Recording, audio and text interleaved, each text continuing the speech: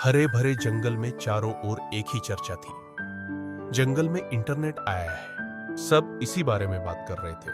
हालांकि आधे से ज्यादा जानवरों को यह पता नहीं था कि इंटरनेट कौन से नए जानवर का नाम है।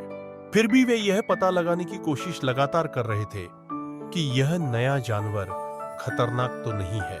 अनेक सवाल थे उनके मन में। कैसा दिखता होगा यह इंटरनेट? उसकी पूंछ होगी या नहीं? अरे नहीं भाई, यह जानवर का नाम नहीं है। तो फिर क्या है? यह एक चिड़िया का नाम है।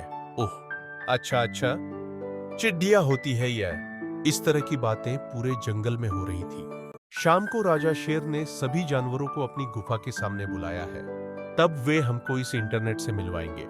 वे एक दूसरे को बता रहे थे। शाम को ठीक 6 बजे सभी जानवर, पक्षी और जंगल के बाकी सब प्राणी शेर की गुफा के सामने इकट्ठे हुए। राजा शेर की गुफा के सामने इकट्ठे हुए। राजा शेर एक अजीब सी चीज के साथ बाहर निकले। ये क्या है? फिर फुसफुसाहट होने लगी। तब शेर ने कहा, दोस्तों, यह है कंप्यूटर। कंप्यूटर और एक जानवर? सबने सोचा।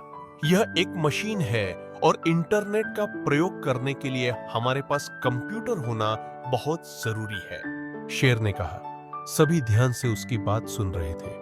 इंटरनेट के माध्यम से हम दूर दूर रहने वाले अपने दोस्तों और संबंधियों से घर बैठे बात कर सकते हैं। उन्हें हम पत्र भी भेज सकते हैं। पत्र भेजने के इस तरीका को ईमेल कहते हैं। यदि हम पत्र डाक विभाग के माध्यम से भेजते हैं तो उसे पहुंचने में 2-3 दिन लगते हैं, लेकिन ईमेल भेजने में बस कुछ सेकंड ही लगते हैं। कंप्यूटर और एक जानवर?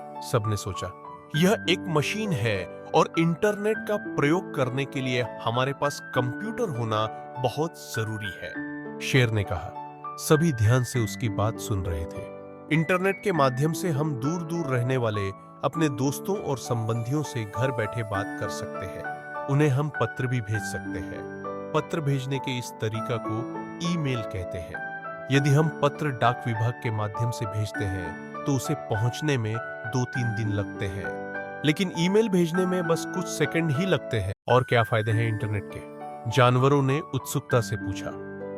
बहुत से फायदे हैं। आप किसी भी समय दुनिया के दूसरे हिस्सों में होने वाली घटनाओं के बारे में जान सकते हो। हर तरह की जानकारी इसमें है, शेर ने बताया। वाह, ये तो कमाल की वस्तु है, सबने कहा। लेकिन कोई था जो इस सबसे खुश नहीं था, और वह था कबूतर। खबरी इतने वर्षों से भी था, जो सारे समाचार और पत्र दूर दूर के जंगलों तक पहुंचता था, पर उसे लग रहा था कि अब उसकी कोई जरूरत नहीं थी। वह बहुत उदास था।